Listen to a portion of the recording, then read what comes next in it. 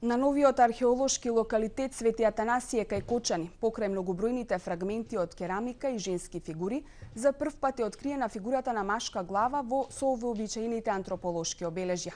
Фигурата, како и најголемиот дел од артефактите, потекнуваат од периодот на неолитот. Информацијата ја има Киро Герасимов.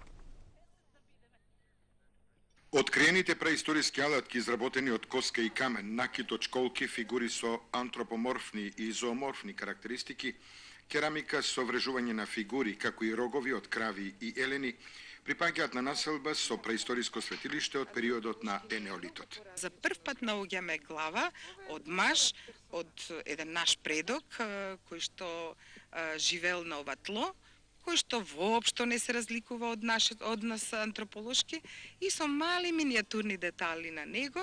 Тоа се обетките кои што ги носел на своите уши. Целокупниот движен материјал кој е откриен на локалитетот Свети Атанасиј кај кочанското село Спанчево е идентичен со материјалот откриен на локалитетот Пилаво кај селото Борилчево, кој потекнува од енеолитот, односно 4-тиот милениум пред нашата ера.